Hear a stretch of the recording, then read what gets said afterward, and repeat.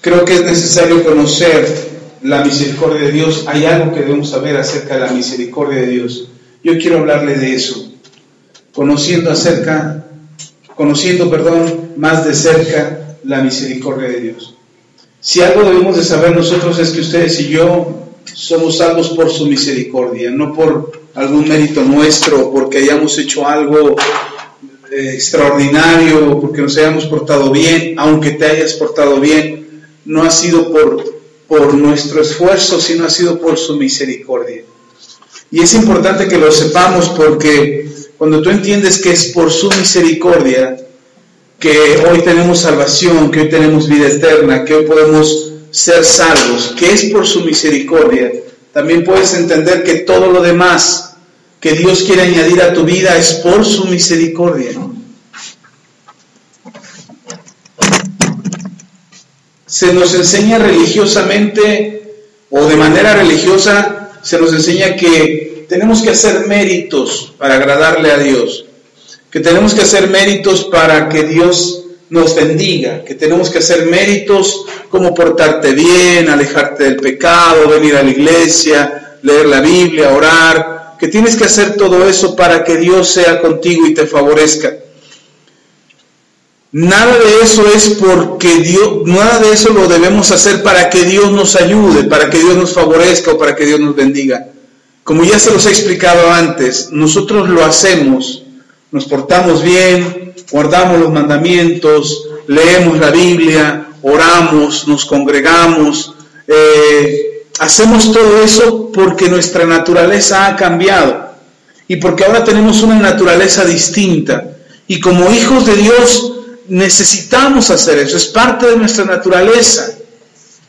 Me acuerdo que cuando era más chavo, estoy joven ahora, pero todavía era más joven antes, y recuerdo que una de las frases que decía mucho mi papá cuando alguien se equivocaba o hacía algo erróneo o cometía algún error, decía mi papá: ya lo único que te falta es rebuznar.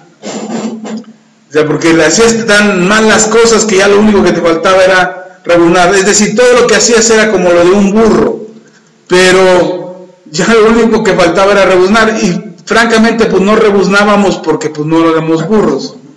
Pero creo que ese es el error que cometemos muchas veces. Creemos que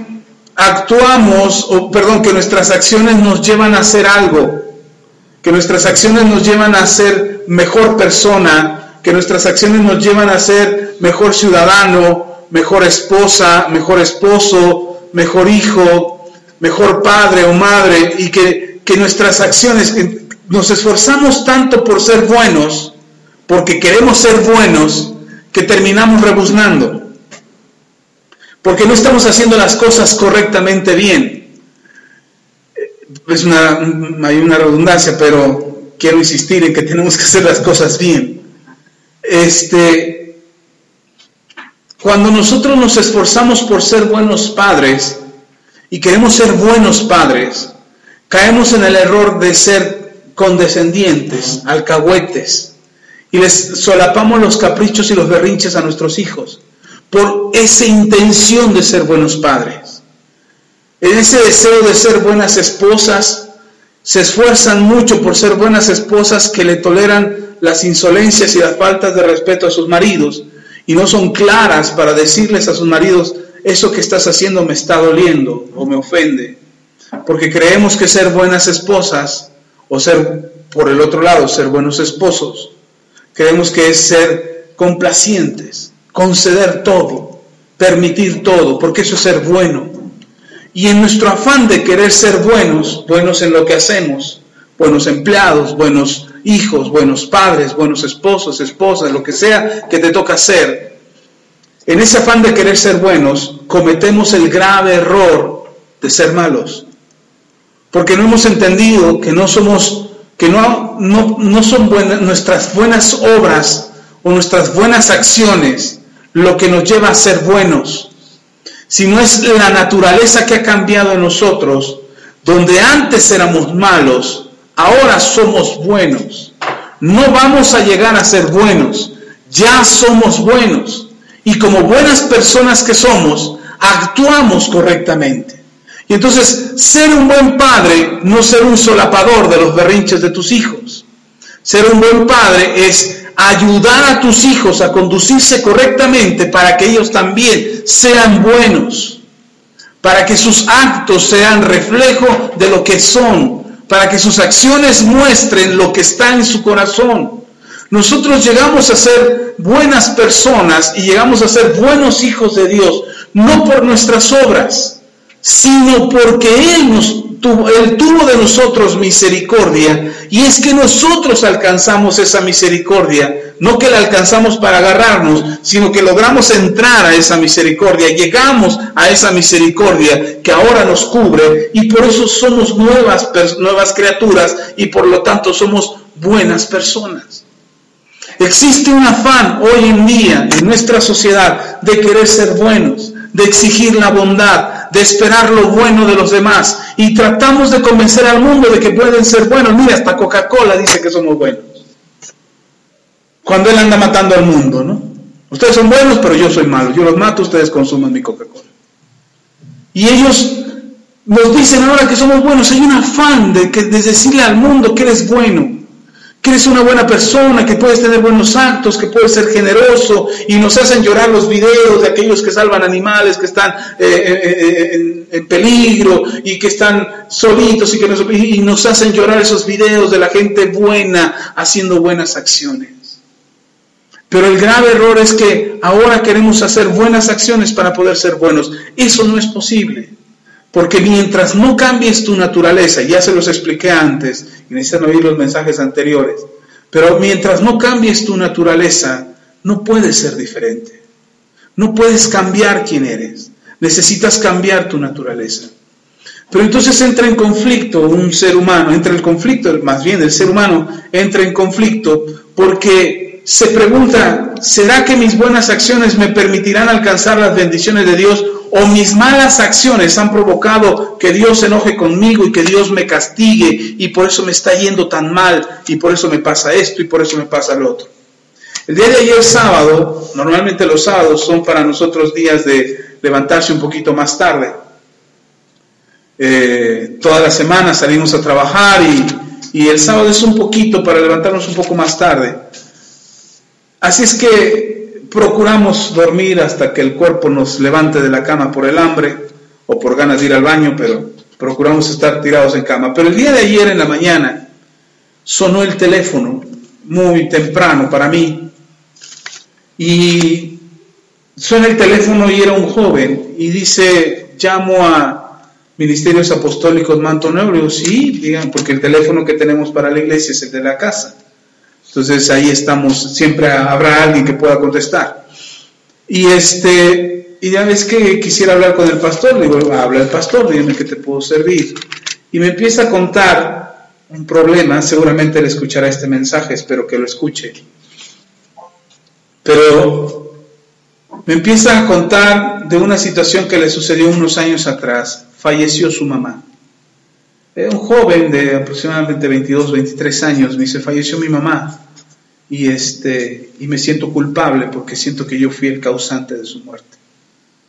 Y le digo, a ver, cuéntame qué pasó. Ella me platica, ellos se convirtieron a Cristo, su mamá estaba muy enferma, se convierten a Cristo, el pastor de la iglesia a la que iban, su mamá ora por ella, su mamá mejora, y entonces empiezan a congregarse. De repente él, pues no muy firme en el Señor, no con muchas convicciones acerca de Dios, pero de repente empieza a ver un programa de televisión, de esos que están en televisión abierta, que se llama Al Extremo, o hay otro que es de terror, que no sé cómo se llama, Extranormal, gracias. Estaba viendo ese de Extranormal, y de repente su mamá entra a su habitación. Él estaba viendo la televisión, estaba viendo ese programa, y en el momento que lo está viendo, están unas brujas haciendo un conjuro ahí de alguna hechicería, y él lo está viendo, y él no tiene ningún problema por ver ese programa, pero entra su mamá y le dice, ¿qué estás viendo? Y él dice, Extranormal, es un programa de televisión. La mamá se queda impresionada con eso, pero se va, y a los pocos meses su mamá empieza a empeorar al grado de que muere. Entonces el muchacho siente la culpa de que por su causa, por estar viendo ese programa, por estar viendo ese canal y estar viendo esas brujas haciendo ese hechizo y que su mamá hubiera oído ese hechizo, es que su mamá murió. Estoy hablando de hace 2 años que su mamá murió. Y durante todos estos 2 años, él siente el peso en su conciencia de que por su causa su mamá murió.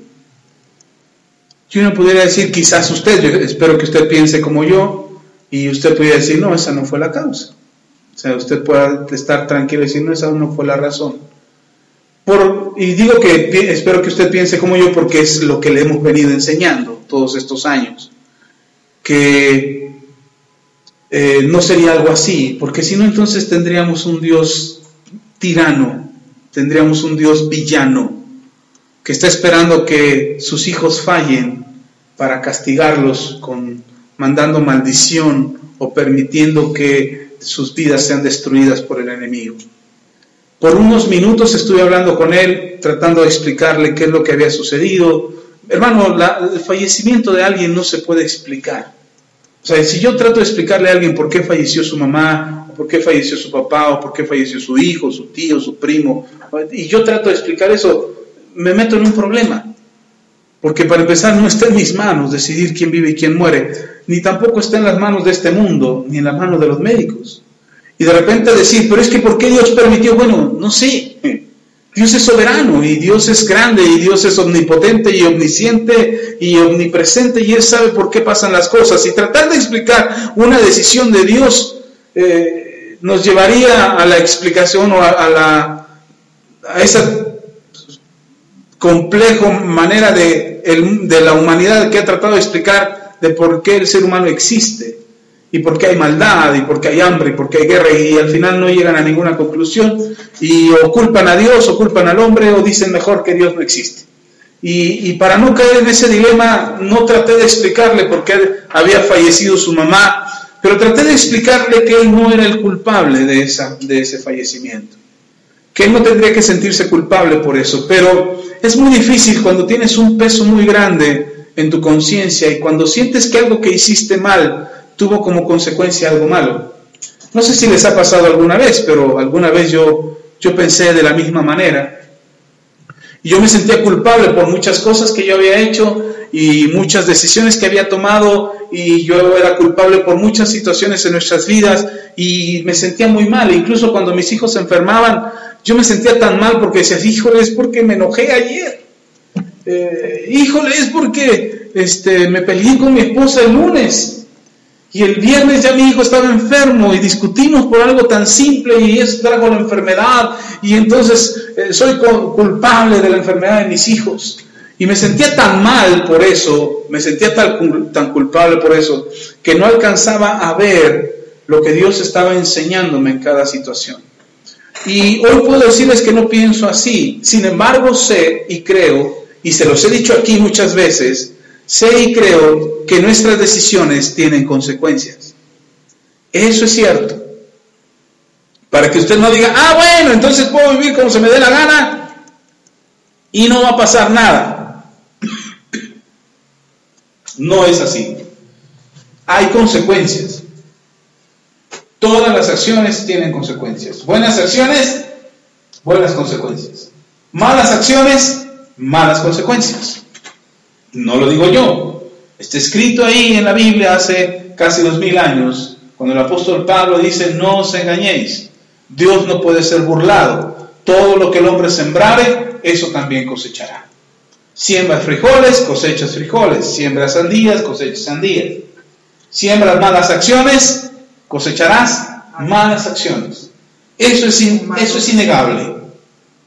Eso no puede cambiar, es una ley universal. Y es una ley que existe aquí en China y en todos los planetas del universo. Eso se cumple. ¿Sí está conmigo? Sin embargo, la otra parte, o el otro extremo, es creer que cuando tú cometes una mala acción, Dios te castiga por esa mala acción. Si tú piensas de esa manera, estás en un grave error, porque no conoces a Dios. Te puede ir mal por una mala acción. Malas acciones, malas consecuencias. ¿Está conmigo? Pero delante de Dios, malas acciones no traen castigo. No ahora, no todavía. Este tiempo no es el tiempo de la justicia de Dios. Y por eso vemos tantas injusticias humanas. Porque la justicia de Dios todavía no se está estableciendo como juicio. Se está estableciendo como reino. Escúchame. La justicia de Dios está estableciéndose en el universo, en el mundo entero, en la tierra, en cada persona, en cada ciudad, en cada país. La justicia de Dios se está estableciendo como reino. Es decir, Dios está estableciendo los términos en los que la humanidad será juzgada. Para que nadie diga, yo no sabía. Para que nadie diga, es que eso no me lo dijeron a mí. Es que yo no era cristiano. Yo no iba a la iglesia. Yo no leía la Biblia. Yo no sé. No importa que no lo haya sabido nunca. Lo que Dios está estableciendo son los términos para que cuando Él establezca su juicio en base a su justicia, la humanidad sepa que había una justicia establecida por Dios y en base a esa medida es que establecerá su juicio. ¿Por qué le digo esto? Porque la gente piensa que Dios es un Dios tirano que está castigando ahora, que los niños que tienen hambre en África o en Asia o en México es consecuencia de Dios y de su injusticia. Que las guerras en el mundo es porque Dios se ha olvidado de la tierra y de la humanidad y por eso hay guerras en el mundo. Que haya de ricos y pobres es porque Dios no es justo, porque le da al malo y al bueno no le da nada. Ese es el pensamiento de la humanidad y esa es una manera en que este mundo y este principado de este mundo está tratando de desacreditar a Dios. Ahora, Dios no necesita que lo defiendan. Porque si tan solo hubiera un justo en la tierra, dice el Señor, yo no destruiría la tierra. Si hubiese uno que creyese, hubiese uno que cree en mí, hubiese uno que respeta mis mandamientos, hubiese uno que hiciera mi voluntad y que me obedeciera, con ese uno me basta para establecer la justicia en la tierra. Y hasta el día de hoy ha habido más de uno a lo largo de la historia de la humanidad.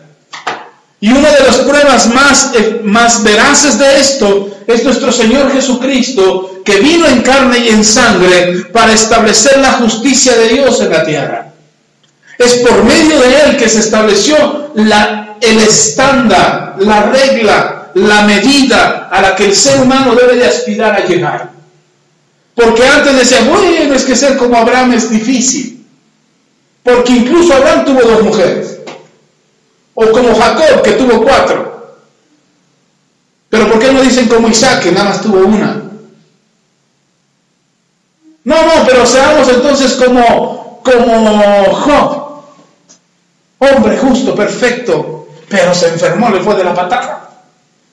Lo perdió todo. Y entonces no, mejor ser como Job, no sea que nos suceda lo que a Job.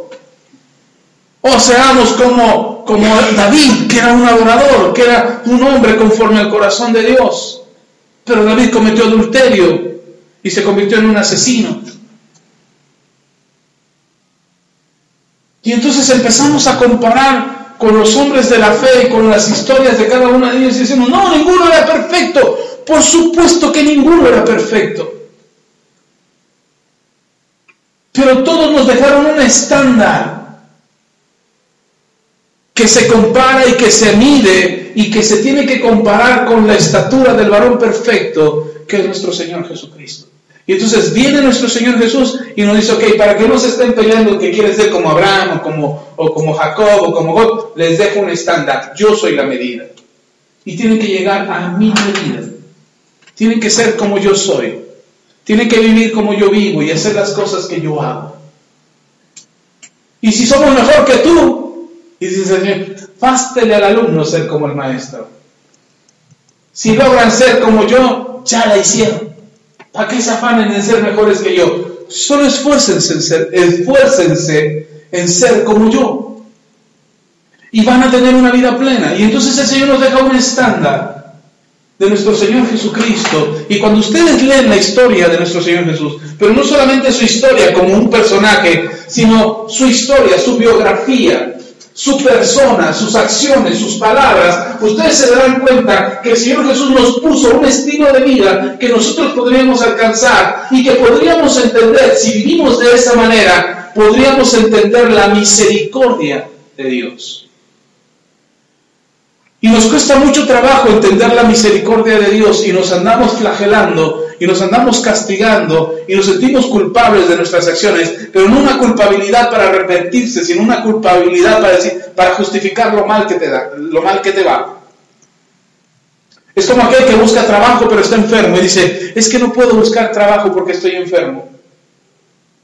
Y de repente le llegan oportunidades y dice, ay, son muy buenas, quisiera tomarlas, pero estoy enfermo, no puedo tomar esas oportunidades. Y entonces, cuando uno le dice, bueno, si el problema es que estás enfermo, entonces sé sano, en el nombre de Jesús sana. Y cuando pudiera tener la oportunidad de ser sano, resulta que no quiere ser sano y no sana, precisamente porque no quiere seguir sin trabajar. El problema no es la enfermedad, el problema es que no quiere trabajar. Y justifica el no poder encontrar trabajo en su enfermedad, cuando el problema de la enfermedad puede ser quitado por nuestro Señor. Como el problema en el matrimonio. He visto muchos matrimonios que dicen, es que no podemos ser felices. ¿Y por qué? Porque mi esposa no cambia. ¿Y por qué no cambias tú? No, es que el problema es mi esposa. ¿Y quién te dijo que el problema es tu esposa? El problema eres tú. Y tenemos hijos rebeldes y hijos que no obedecen, hijos que deshonran a sus padres, y decimos, es que el problema es mi hijo porque deshonra a mi esposa o deshonra a mi esposo. Y por eso nos va mal. ¿Y por qué no lo disciplinas? Ay, es que se enoja. Entonces el problema no es que el hijo deshonra a los padres, el problema es que los padres no quieren estar enojados con los hijos.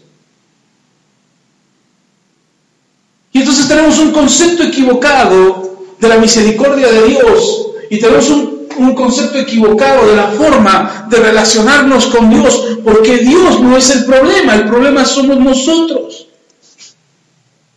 Dios ya mostró su misericordia, Dios ya extendió sus lazos de amor, Dios ya abrió sus alas para cobijarnos y ya tiene los brazos abiertos para recibirnos y en su seno y cuidar nuestras heridas y sanarlas y restaurarnos y cambiar nuestra existencia para que seamos mejores personas. Y decimos, pero ¿por qué no pasa, pastor? Porque creemos y no conocemos a Dios. Creemos en Dios y no lo conocemos. Creemos en Dios y no sabemos cómo es, ni cuál es su naturaleza. ¿Es verdad que Dios es un Dios justo? ¿Es verdad que su justicia se establece en la tierra a través de su reino? Porque la Biblia dice que el reino de Dios no es comida ni bebida, sino es justicia, paz y gozo. Y entonces cuando el reino de Dios se establece en la tierra, se establece la justicia de Dios. Y creo que habrá un juicio de parte de Dios, donde determinará quiénes son suyos y quiénes no lo son, y quiénes estarán en una eternidad con Él y quiénes no. Creo que eso sucederá. Entonces, Dios es justo, su justicia se establece en la tierra, Dios hará un juicio, y esa es su naturaleza.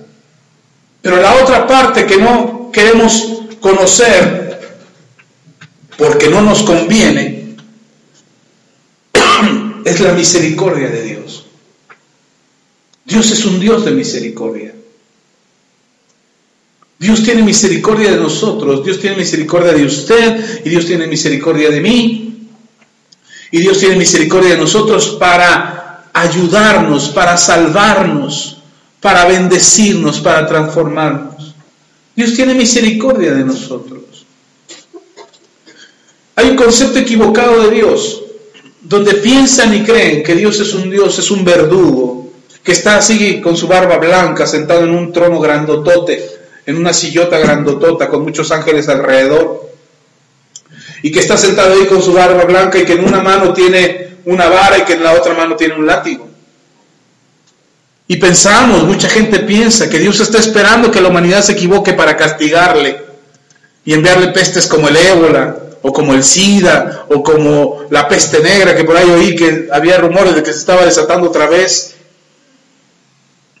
problemas de enfermedades que no se pueden contener, problemas de enfermedades que no pueden, dicen Dios las mandó. Y el problema ha sido no meramente lo que dice la Biblia, el problema ha sido la mala interpretación de la Biblia y los malos maestros que hemos tenido de la Biblia, que en su afán de querer tener control sobre la gente o dominio sobre la gente, asustan a la gente.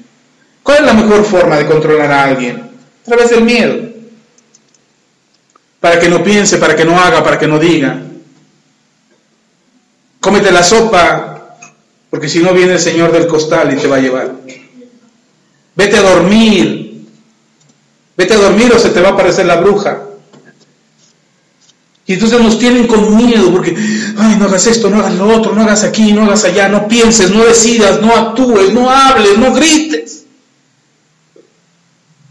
A través del miedo tratan de sujetar a las personas y lamentablemente han sido las religiones las que durante muchos años han tenido a la gente en ese miedo. Incluso por muchos años la religión hebrea tenía a los hebreos en miedo, asustados. Pero entonces Dios muestra su misericordia y extiende su amor hacia nosotros y nos permite que nosotros nos acerquemos a Él. Vean conmigo Hebreos. Me voy a mover un poco rápido en la Biblia. En algunos textos, no se entretenga en buscarlos. Si no los encuentra, ponga atención a lo que yo digo. Y si los encuentra, léalos y luego cierre la Biblia. No se quede leyendo los siguientes versículos. Que yo sé que les entra un espíritu de amor por la lectura de la palabra, pero no ahora. Así es que lea el texto que le digo y luego cierre su Biblia y luego le buscaremos otro texto y cuando leamos el texto reciba lo que el Espíritu quiere decir. Hebreos capítulo 4.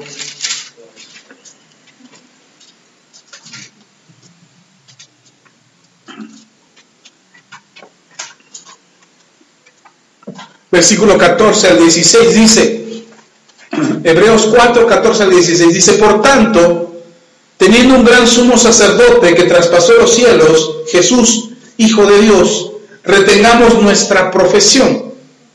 Versículo 15, porque no tenemos un sumo sacerdote que no pueda compadecerse de nuestras debilidades, sino uno que fue tentado en todo según nuestra semejanza, pero sin pecado. ¿Quién es ese sacerdote? Jesucristo. Jesucristo conoce tus debilidades y conoce tus preocupaciones y tus afanes, porque Él vino en carne y sangre, y en todo lo que tú pudiste haber pasado, o pasaste, o pasarás, Él lo sufrió. Y lo sufrió para poder entender, no porque no lo supiera, sino para poder entender desde una naturaleza humana cuál es la condición del ser humano, pero también demostrar que el ser humano puede sobreponerse a cualquier situación. Porque aunque Él fue tentado en todo, dice, fue hallado sin pecado, es decir, no se equivocó en nada. Y uno puede decir, ¿y cómo hay testimonio de eso? Pero el testimonio es que si Él hubiera pecado, su sacrificio no hubiera sido válido, no hubiese servido, no tendríamos salvación y vida eterna. Pastor, pero no hay evidencia de eso, no hay prueba de eso. No hasta ahora. Pero conforme pasan los días y conforme pasa el tiempo, cada vez nos acercamos más a la verdad, como ya se los he dicho antes. Pero al final de cuentas, si no hubiese prueba alguna y nosotros tuviéramos que partir de este mundo, nada nos afecta con vivir correctamente. Al contrario, si vivimos bien, si vivimos correctamente, si vivimos guardando los mandamientos del Señor, cuando muramos, si Dios existe y Dios es real, tendremos salvación y vida eterna. Y si morimos y Dios no existe ni es real, habrás hecho feliz a tu familia. Y nada tendrán que preocuparse. Si así fuera. Ahora nosotros tenemos una esperanza. Y nuestra esperanza nos sostiene y mantenemos la fe y la certeza de que Dios es real. Y lo hacemos y lo notamos en nuestra vida. Y vemos el testimonio, y vemos las evidencias, y vemos los milagros, las señales, los prodigios, que dan testimonio de que Dios es real. Entonces no solamente Dios nos permite tener una esperanza, sino que también Dios nos permite ver las pruebas que alimenten esta esperanza. Y entonces dice el apóstol Pablo en el libro de Hebreos, que tenemos este sumo sacerdote que vivió en semejanza a nosotros, pero sin pecado, que fue tentado en todo, y fue tentado en todo para que conociera, para que pudiera entendernos a nosotros cuando nosotros somos tentados. Pero dice esto acerca de nuestro sumo sacerdote. Dice, acerquémonos pues confiadamente al trono de la gracia para alcanzar misericordia. ¿Para alcanzar qué? Misericordia y hallar gracia para el oportuno socorro. Otra vez le leo el último versículo, el versículo 16.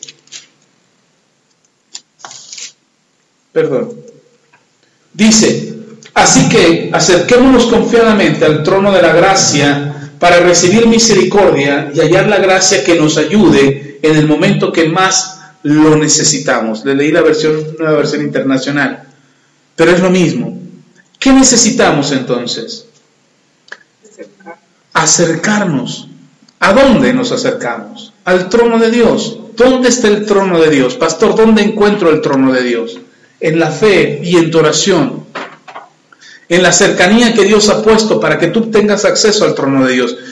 Esto es muy simple para nosotros hoy en día. Nosotros podemos entenderlo y podemos creerlo, incluso podemos hacerlo. Incluso hasta los que no creen en Dios lo hacen. Cuando están con el agua hasta el cuello y no pueden más, gritan, Diosito, ayúdame. Y de alguna manera salen del hoyo. Porque Dios tiene misericordia. ¿Y por qué podemos acercarnos a Dios? ¿Y por qué podemos venir a Dios? Para nosotros hoy nos queda simple y es claro, pero para el pueblo de Dios, para los hebreos, esto no era claro. Porque ellos no podían entender cómo cualquiera podía acercarse al trono de Dios, al arca del pacto, al lugar santísimo, cuando en la misma ley Dios había establecido que el único que podía hacerlo era el sumo sacerdote en turno y lo hacía una vez al año. Y ellos decían, ¿cómo ahora dicen los cristianos o los que creen en Jesucristo, cómo dicen ahora que podemos acercarnos hasta la presencia de Dios y no morir en el intento? ¿Por qué podemos venir a Dios y buscarle y verlo a Él cara a cara y acercarnos a Dios cara a cara y sentir su presencia y experimentar su presencia sin morir? Y no podían explicárselo, por esto esta carta a los hebreos es muy importante para los hebreos, para los judíos, porque ellos no podían entender cómo el cristianismo mostraba una cercanía a Dios que ellos no habían experimentado antes, que la misma ley les prohibía tener esta cercanía. Pero si ustedes leen la Biblia, por eso no podemos tomar un texto fuera del contexto, y ustedes leen en la Biblia, el propósito de Dios siempre ha sido estar cerca de la humanidad. Sin embargo, la humanidad no ha querido estar cerca de Dios. Ha rechazado a Dios de una o de otra manera. Y el no querer estar cerca de Dios no es por otra cosa, no es porque Dios sea malo o porque a la humanidad no le convenga estar cerca de Dios, sino porque estar cerca de Dios te confronta con quién eres. Estar cerca de Dios te hace ver cómo piensas, cómo vives, cómo decides, y si lo que piensas, decides y haces es correcto o no es correcto. Hay algo dentro de tu ser que te mueve a hacer lo correcto. Hay algo dentro de tu ser que te inquieta, que se pelea dentro de ti entre lo que quieres hacer, entre lo que te gustaría hacer y entre lo que debes hacer.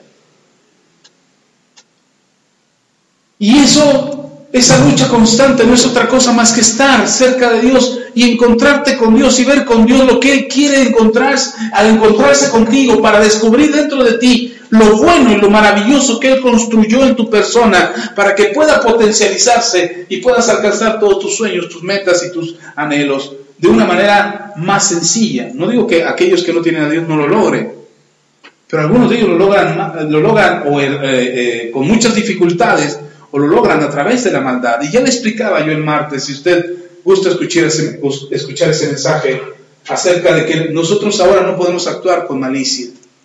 No podríamos ya. No podríamos movernos con malicia. Ya no está en nosotros, en nuestra naturaleza. Y entonces te acercas a Dios y puedes acercarte a Dios. Y dice, me gusta lo que dice aquí el libro de Hebreos. Dice que cuando tú te acercas a Dios vas a encontrarte con algo de la naturaleza de Dios. Algo maravilloso que te beneficia a ti. ¿Y qué es con lo que te encuentras en el trono de Dios? Con su misericordia. Mire lo que dice. Y esto es importante para que usted lo entienda. Pudiste haber sido el más malo sobre la tierra. Pudiste haber sido la peor persona sobre la tierra. El peor ser humano que pudo haber existido en toda la historia de la humanidad. Pero en el momento en que te acercas al trono de Dios, con lo que te encuentras, no es con el juicio de Dios, que te pone una etiqueta que te dice mala persona, despiadado, asesino, genocida, homicida, violador, lo que sea. Cuando tú te acercas a Dios, Dios no te pone esa etiqueta. Cuando tú te acercas a Dios, con lo que te encuentras es con su misericordia. Y la misericordia te quita las etiquetas. Borra las etiquetas en tu vida y te dice, no eres, para mí no eres eso que te han dicho que eres. Para mí eres mi hijo, para mí eres mi hija. Y el diseño que yo hice sobre tu vida está vigente en ti. No importa lo que diga el mundo, cuando te acercas a mí, te encuentras conmigo y yo sé lo que hice en ti. Yo sé quién tú eres. A pesar de lo que haces, sé quién eres.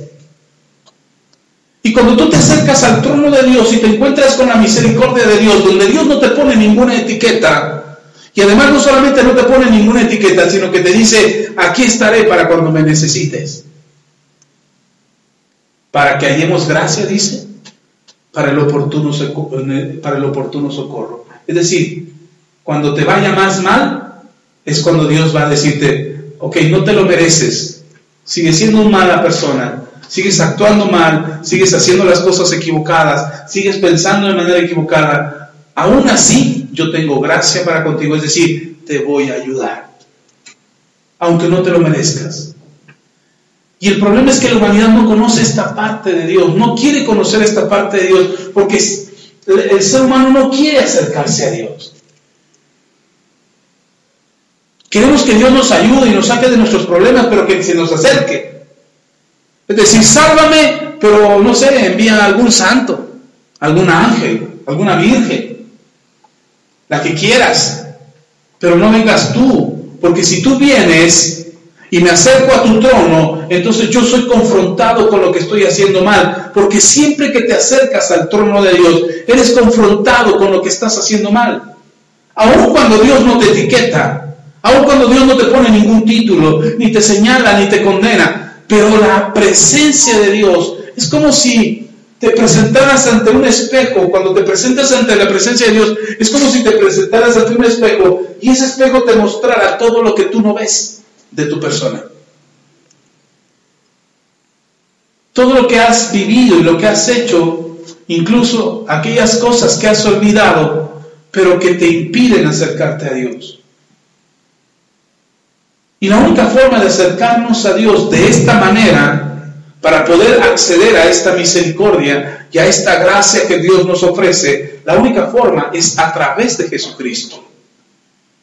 Que ese es el sumo sacerdote del que estaba hablando antes, los versículos anteriores. Es el sumo sacerdote que te permite presentarte a ti delante de Dios y decirte, mira papá, mira Dios, mira Jehová, el Señor, como quieran ustedes nombrarle, pero mira, este es tu hijo también. Y quizá los ángeles se escandalicen y digan, ¿eso es hijo de Dios? Si lo acabamos de ver ahorita, ¿cómo que estamos? Y el Señor Jesús dice, sí es hijo de Dios, yo lo he redimido, mi precio o el precio de su salvación, yo lo pagué. Y entonces tenemos acceso al trono de Dios y podemos acercarnos al trono de Dios. Y por eso el único camino al Padre es Jesucristo. Por eso Jesús se atrevió a decir, yo soy el camino, la verdad y la vida, y nadie viene al Padre si no es a través de mí. Si queremos usar otro camino, y queremos usar otros medios, y queremos usar otras formas y otras religiones, quizás podamos medio ver a la distancia quién es el Señor. Pero el único que nos permite tener acceso hasta el trono de Dios es Jesucristo.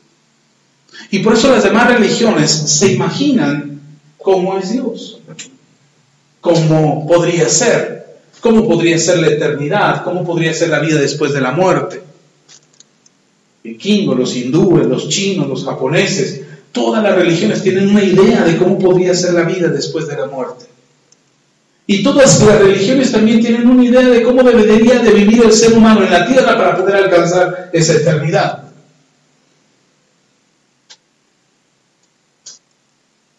Pero Jesús es el único que se atrevió a decir: yo soy el camino. No hay otra forma de llegar al Padre si no es a través de mí. Y no solamente nos dijo esas palabras, sino que nos dejó el ejemplo de cómo podríamos vivir para poder alcanzar ese camino y poder llegar al Padre. Y entonces cuando tú eres confrontado en el trono de Dios y te enfrentas con Dios, no te enfrentas para pelear con Él, sino que te enfrentas con la justicia de Dios, que esa es su naturaleza. Les dije que la misericordia es naturaleza de Dios, también la justicia es naturaleza de Dios, como la santidad es naturaleza de Dios.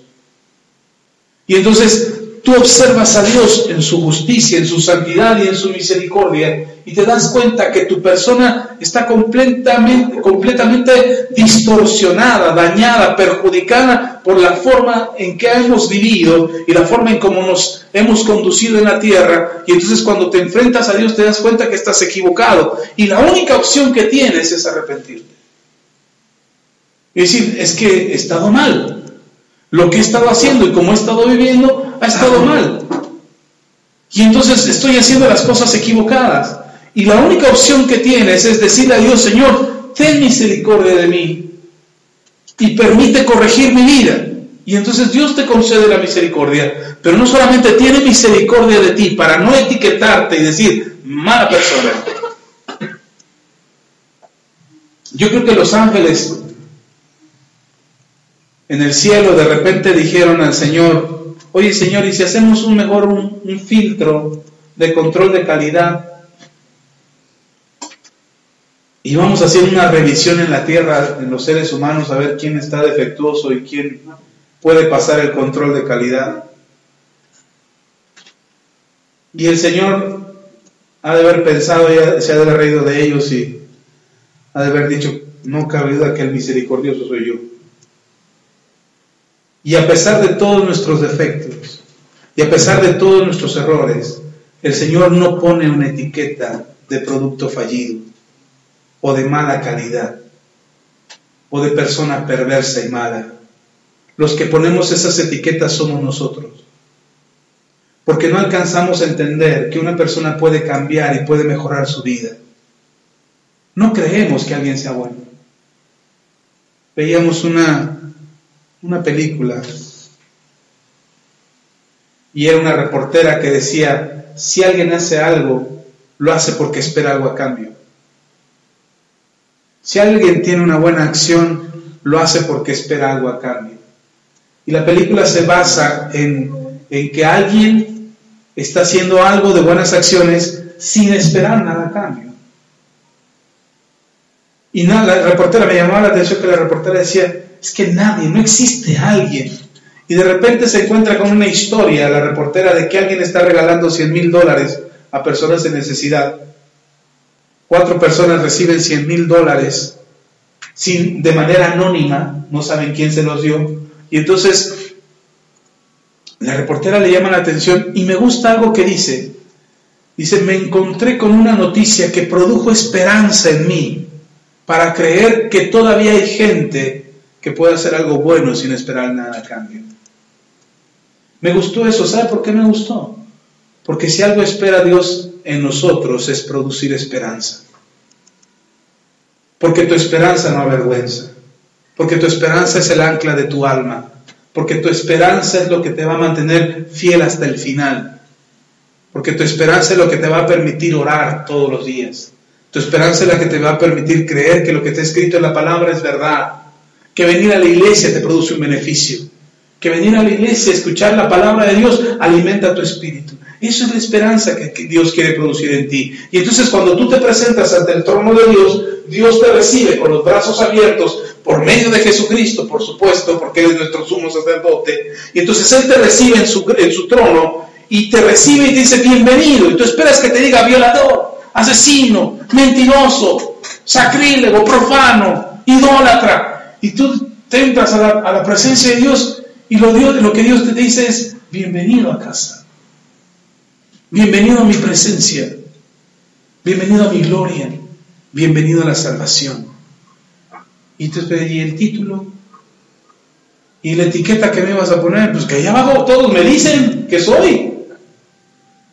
Y dice, ¿cuál? El de hijo. Ah, sí, perdón, bienvenido, hijo. ¿Y el otro? ¿Y el otro título? Y entonces nosotros aquí en la tierra nos llenamos la boca a decir, es que tú siempre eres un mentiroso, es que tú siempre eres un enojón, es que tú siempre engañas, es que tú nunca vas a cambiar. Y nos llenamos la boca de ponerle etiquetas a la gente, para decirle a la gente qué es una cosa o qué es otra. Y nos olvidamos de la misericordia. Porque creemos que la gente no debería de cambiar. No sé si pensamos eso. No sé si pensamos que la gente no debería de cambiar. No sé si pensamos que la gente no debería de ser mejor persona, o mejor ciudadano, o mejor esposo, o mejor esposa. Cuando nuestra esperanza debería de ser que sí. Mi esperanza es que mis hijos sean mejores que yo. Mi esperanza es yo ser el mejor esposo que mi marida. Mi esperanza es ser el mejor esposo que mi esposa pudo tener en su vida. Esa es mi esperanza. Mi esperanza es ser el mejor padre para mis hijos. Cuando yo sé la historia que llevo a cuestas, y los errores que he cometido, las fallas que he tenido, pero de repente entro en mi oración, entro en la presencia de Dios, entro al trono de su gracia, y de repente el Señor me dice, bien, hijo, ahí la llevas. Yo, Señor, si me estoy equivocando todos los días. Me sigo equivocando, sigo cometiendo errores, sigo haciendo cosas garrafales, Señor. No puedo con esta situación, no puedo ser un buen padre. No puedo ser un buen esposo. Y el Señor me mira y me dice, ¿en dónde estás ahora? ¿En tu trono, en tu presencia? ¿Ok? ¿Qué necesitas? Ayuda. Bien. Ahora ve, hijo mío, excelente padre, excelente esposo, excelente hijo, excelente pastor, excelente trabajador, excelente mexicano, ve, ahora enfrenta la vida. Pero no puedo. Por eso te voy a ayudar cuando tú no puedas. Te voy a dar la gracia que necesites. Cuando tú más la necesites, ahí estará mi gracia. Cuando tú sientes que no puedes más, cuando sientes que eres débil, cuando sientes que eres un fracaso, cuando sientes que te equivocaste, ahí estaré yo para sostenerte. Esto es lo que dice este versículo. ¿Y entonces de qué se trata, hermano? ¿De tu capacidad? ¿De tu fuerza? ¿De tus aciertos y de tus virtudes? ¿O se trata más de su misericordia? Y entonces me he dado cuenta en los últimos años que ha sido su misericordia la que me ha sostenido. Alguna vez les dije que mi esposa y yo estábamos tan enojados que estuvimos a punto de divorciarnos. Hace muchos años. Más de 16 años tiene eso. Y estábamos a punto de separarnos, mi esposa y yo, estábamos a punto de divorciarnos. ¿Y sabe qué hizo mi esposa? Yo me fui, cobardemente me fui de la casa, agarré mi mochila y un par de calcetines y unos pantalones, y un cuchillo de cocina. Y me fui de la casa. Me iba a volver ermitaño en el Cerro del Elefante. Ahora quisieran que hicieran la estatua ahí, que está esa ahí. ahí hubieran encontrado mi cabañita del ermitaño que se fue a vivir ahí hace 16. Y me enojé con mi esposa y nos peleamos, y yo me enojé, y yo estaba emberrinchado, y yo decía, ella no es una buena mujer, ella, y eso que es cristiana, decía yo. Y resulta, ¿sabe qué hizo mi esposa? Mi esposa entró a orar, y se puso a orar. Y yo me imaginé hace algunos años atrás, y anoche lo recordaba, me imaginé unos años atrás cómo hubiera sido esta escena. Ella entrando al trono de Dios. Y me imaginé algo así, no sé si así fue, pero le voy a platicar lo que me imaginé. En aquel momento yo no lo entendí, yo dije, gané, pero hoy me doy cuenta que no, que ganó el Señor. Pero me imaginé algo así, me imaginé a mi esposa llorando, enojada conmigo, porque estaba enojada conmigo, muy enojada conmigo. Y nos habíamos dicho de todo, hermano, nos habíamos insultado muy feo. Ella estaba todavía embarazada de Israel, ella estaba embarazada de Israel. Y entonces yo me la imagino llorando, enojada, frustrada, porque no logramos resolver el problema, nos habíamos dicho muchos insultos, muchas cosas muy ofensivas y muy dolorosas. Y entonces yo me salí y ella se quedó, y entonces me la imagino llorando. Y me imagino después que de repente el Señor le habla y le dice, ¿qué tienes, Ceci? Y me imagino a Ceci diciéndole, este desgraciado, este filisteo incircunciso que le tocó por marido, mal hombre, grosero, me trata mal, me hizo esto, me dijo aquello, no me quiere, me maltrata. Y me imagino eso diciéndole. Y después de repente el Señor dice, ¿y tú lo quieres, Ceci? Imagino a mi esposa diciéndole, ya no sé si lo quiero. Me ha hecho tanto daño que ya no sé si lo quiero. Y de repente otra vez el Señor le dice, ¿y qué quieres que haga? Llévatelo. Ilumínalo o elimínalo. Pero haz algo. Y de repente el Señor dice, ok, y si lo quitara de tu vida, ¿qué harías con tu vida? Y mi esposa diría, pues tendría que volver a empezar, voy a tener un segundo hijo, tendría que buscar un nuevo marido, tendría que buscar un nuevo hombre con quien hacer mi vida. Estoy joven, soy bella y hermosa y despampanante, entonces merezco un hombre que me quiera bien. No es cierto, eso no lo diría mi esposa, eso es de mi cosecha. Pero tendría que hacer mi vida con un hombre. Y el Señor diciéndole, ¿y estarías dispuesta a volver a empezar con un nuevo hombre? Y ahí es donde mi esposa le cae el 20 y dice, no. Ya invertí 7 años con este desgraciado. ¿Y voy a volver a invertir otros 7 años con otro para volver a conocernos? A este al menos ya sé de qué pie cojea. Tendría que vivir 7 años para volver a empezar con otro. Y entonces eso me lo platicó mi esposa después, pero bueno, ni siquiera me lo platicó a mí, lo dio de testimonio. Lo de ella reflexionando eso, de que tendría que volver a empezar con otro. Así es que tomó la decisión de quedarse conmigo. No salió corriendo a buscarme. Se quedó en casa y siguió orando. Y entonces me imagino esta escena, Dios extendiéndole su misericordia a mi esposa para perdonarla, para no decirle, tú eres la mala mujer, tú eres la culpable, tú eres la consecuencia. No, simplemente la recibió, sanó sus heridas y le dio el valor, le dio la gracia que ella necesitaba para aguantar este pedazo de hombre. Y lo aguantó.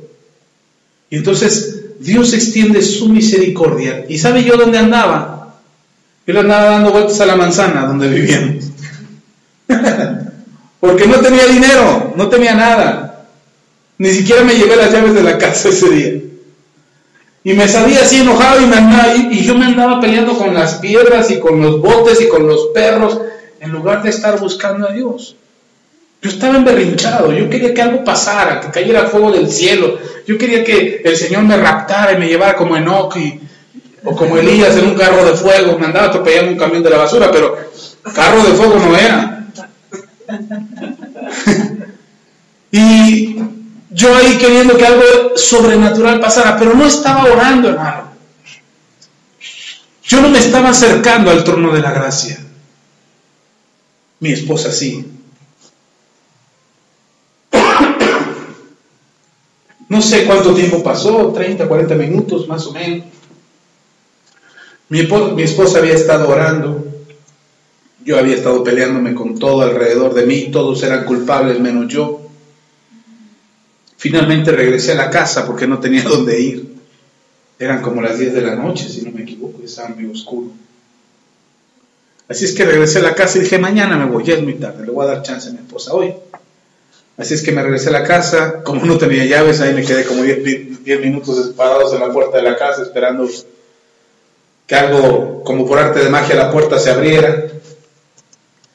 Finalmente toqué el timbre, mi esposa bajó con los ojos muy rojos de haber estado orando y llorando, y me abrió la puerta. No dijo nada, solo abrió la puerta, se subió al cuarto y yo me quedé a dormir ahí en la sala.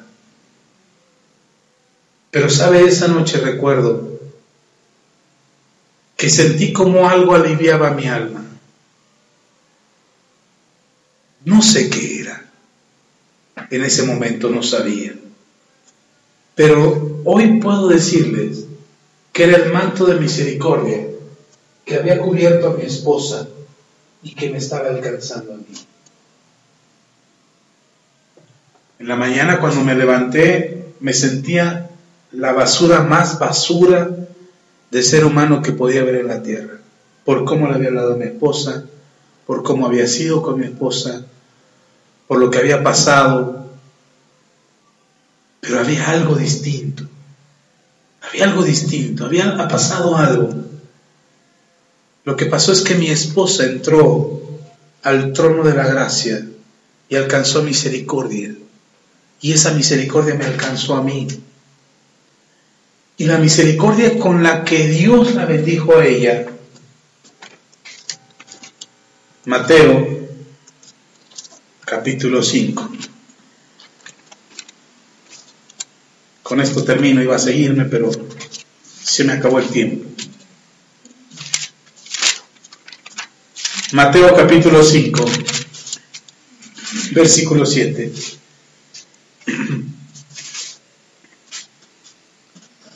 Dice, bienaventurados los misericordiosos, porque ellos alcanzarán misericordia. Si algo ha establecido este mundo, el príncipe de este mundo, llámenle Satanás, el chanclas, Lucifer, el cuernudo, el diablito, como usted quiera. Pero el príncipe de este mundo, que es Satanás, ha establecido un principio de etiquetas. Ricos, pobres. Buenos, malos. Hombres, mujeres. Sabios, ignorantes. Cultos, incultos. Bonitos, feos. Esas etiquetas usted nunca va a encontrar en la Biblia que Dios las haya puesto. Están escritos los resultados de las actitudes. En la Biblia usted encontrará los resultados de las actitudes, de los comportamientos. Como se le he dicho antes, el que hace muebles de madera es un carpintero, ¿o no? El que comete pecado es un pecador. Así es lo que usted va a encontrar. Pero el que se ha encargado de poner etiquetas es el diablo. Y una de las etiquetas que más le encanta poner es que somos malos hijos de Dios. Porque le quiere hacer creer a un cristiano, a alguien que cree en Dios, a alguien que cree en Cristo, quiere hacerle creer que es un mal hijo de Dios. Y se lo quiere hacer creer porque no quiere que ese Hijo de Dios se acerque al trono de la gracia. Y no quiere que se acerque al trono de la gracia, porque cuando tú te acercas al trono de Dios, alcanzas misericordia. Y entonces Dios te limpia, te perdona, te restaura. Hermano, Dios no está esperando en su trono para ver el momento en que te pueda castigar. Si usted piensa de esa manera, usted no conoce a Dios. Y necesita saber que Dios en este momento te está esperando todo el tiempo con los brazos abiertos. En tu momento de mayor angustia, en tu momento de mayor oscuridad, en tu momento de mayor confusión. Ahí está el Señor esperándote en su trono para que tú te acerques y Él extienda su misericordia. Después de ese momento con mi esposa, no crea que las cosas mejoraron. No crea que ya me volví un buen marido al otro día y era el mejor marido. Si le estoy hablando de hace 19 años, le estoy hablando de hace 19 años y le he dicho muchas veces que llevamos 13 años con un mejor matrimonio y mejorando cada vez, significa que al menos 6 años siguieron siendo un infierno. Seguimos teniendo problemas, nos seguimos peleando, me seguí equivocando, al menos 6 años todavía nos fue mal, hasta que entendimos y empezaron a mejorar las cosas. ¿Sí me explico, hermano? ¿Sí está conmigo? Entonces, ¿pero qué nos cubrió? Yo digo, si mi esposa no hubiera entrado al trono a buscar a Dios y orar en ese momento, y no se hubiera acercado a Dios en ese momento, usted no tendría a este pastor. Quizás tendría otro pastor. Quizás el otro esposo de mi esposa, el que se hubiera encontrado después. Pero yo no sería pastor, yo no estaría con el Señor. Pero ella se acercó buscando misericordia y la encontró. ¿Y qué cree? Que cuando ella encontró esa misericordia, yo salí beneficiado. Lo que le quiero decir es que quizás tú seas el único en tu familia que ha entendido que lo que tiene y que lo que ha logrado ha sido por la misericordia de Dios. Quizás es el único en tu casa. No dejes de entrar al trono de Dios, porque seguramente los demás en tu casa serán cubiertos con este manto. Ahora o más tarde, no sé. Ojalá sea pronto, porque el Señor vuelve pronto. ¿Y por qué es mejor? Yo le digo al Señor, híjole Señor, ¿cuánto tiempo perdí? Y el Señor me dice, no fue tiempo perdido, fue una escuela muy dura. Aprendiste por el camino más largo. Y en parte fue, hermano, en parte fue porque no tuvimos maestros. Ustedes tienen maestros. Ustedes tienen 2 maestros que les hablan aquí cada 8 días. Que les enseñan cada 8 días. Que les enseñan el martes, que les enseñan el domingo. Que les enseñan en las reuniones. Que les enseñan por teléfono, por WhatsApp, por video, por como sea, pero le enseñamos.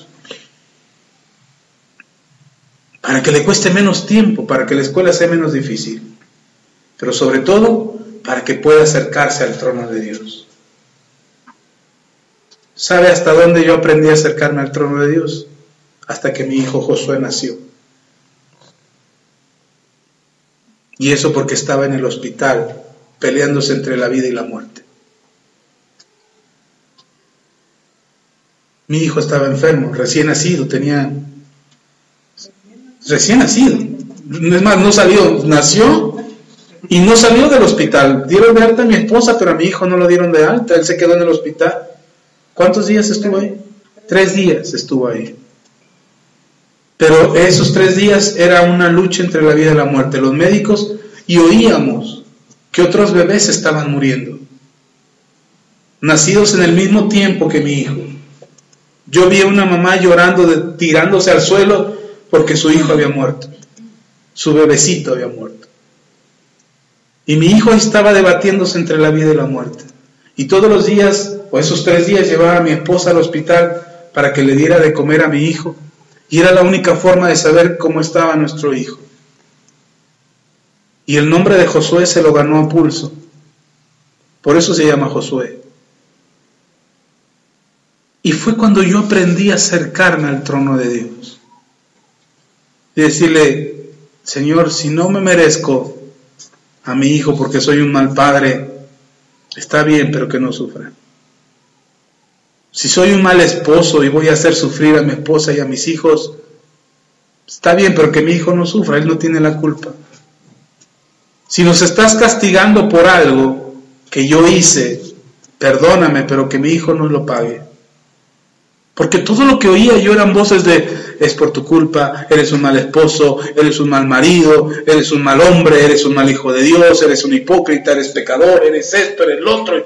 Y yo oía las voces que me hablaban y cualquiera me lo decía. Había hermanos en la iglesia que me decían, hermano, pues arrepiéntase, por algo su hijo está ahí. Y yo cuando lo oía me daban escalofríos, hermano, de saber que por mi causa mi hijo se estuviera peleando entre la vida y la muerte. Y una noche que mi esposa la llevé y regresamos, y ya era el último día, ya nos habían dicho que el otro iba a ser dado de alta. Esa noche me puse a orar. Y dije, Señor, no quiero que mis hijos paguen lo que yo hice.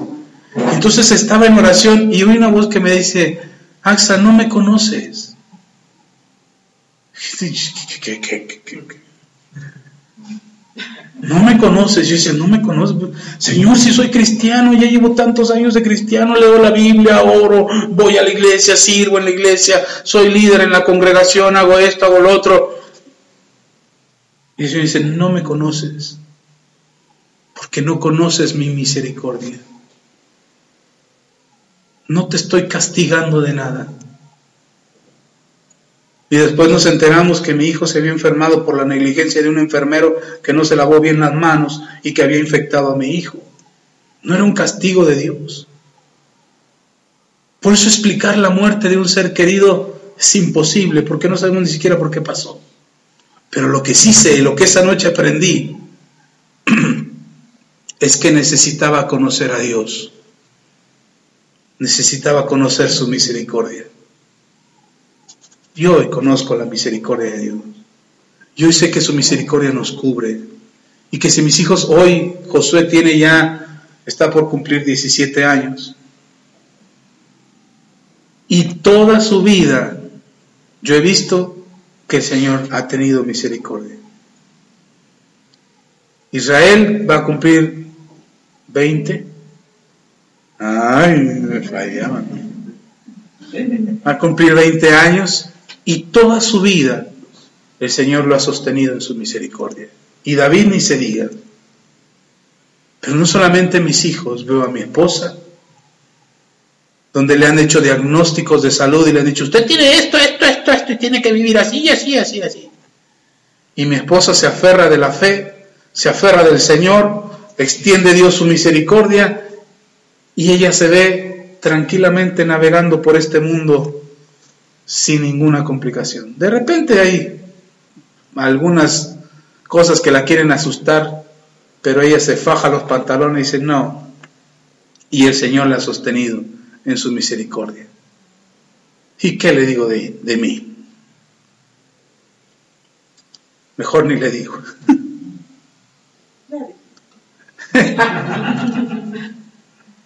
Pero hermano, si algo tiene usted que aprender, es que Dios es misericordioso.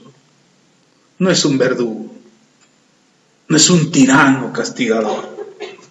Dios es misericordioso. Hoy yo vivo todos los días en su misericordia. Hoy tomo decisiones en su misericordia. Y todavía me equivoco y vengo corriendo al trono de Dios y digo, ay Señor, la regué, ayúdame. Y Dios extiende su misericordia. Y me da su gracia y ayuda en el momento en que más lo necesito. Hermano, necesita conocer al Dios que predicamos. No se deje engañar por el diablo cuando el diablo dice te está castigando Dios. Hermano, si Dios le castigara ahora, ya le dije cuál es el castigo del Señor. El castigo del Señor para el pecado es el infierno. Pues, ay, pues para la vida que tengo, pastor, es un infierno. No, hermano. Todos los días se despierta con la oportunidad del Señor de cambiar su historia. Todos los días puede cambiar su historia. Todos los días. Es más, mire, tiene tanta misericordia. Ay, yo me sorprendo. Tiene tanta misericordia el Señor que usted se equivoca hoy y mañana Dios le da una chance. Vamos a orar. Póngase de pie. Mejor me callo, si no me dan las ganas de predicar. Y ya se me acabó el tiempo.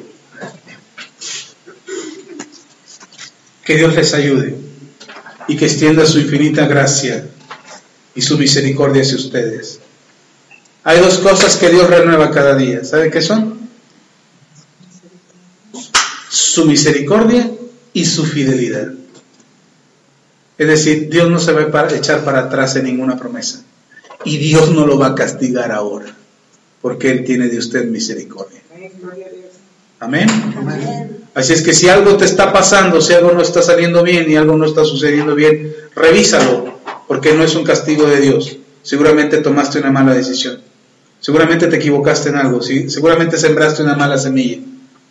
Y Dios en su misericordia puede restaurar eso. Amén. Vamos a orar.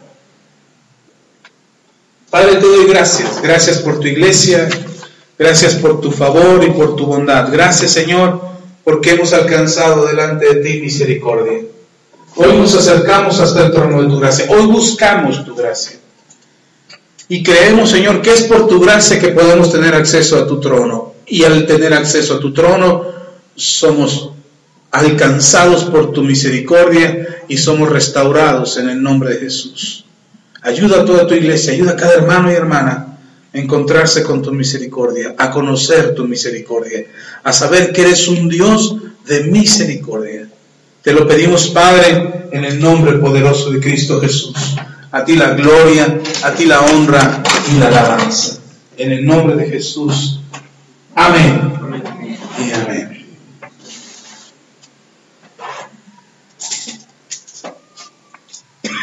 Ay, se me cerró. Vamos a seguir hablando de dos cosas